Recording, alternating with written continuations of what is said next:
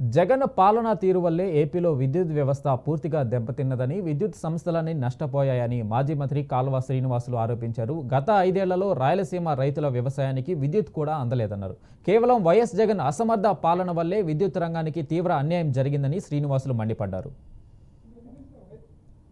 పరిపాలనలో అంత అధ్వానంగా ఉండదు. బోర్లలో నీళ్లున్న పంటలు పండించుకోలేని ఒక దయనీయమైన పరిస్థితుల్లో రైతులు ఉండే వాళ్ళ దశ. దానివల్ల 5 ఎకరాలకు నీళ్లు పారుతుంది ఈ బోరు వల్ల అని ఎస్టిమేట్ వేసి మరి పంట పెడితే లాస్ట్కి పంట చేతికొచ్చేటప్పటికి 5 ఎకరాలు 2 ఎకరాలు అయ్యేది. పంట పెట్టుబడులు కూడా రాకోకుండా రైతులు తీవ్రంగా నష్టపోయినారు.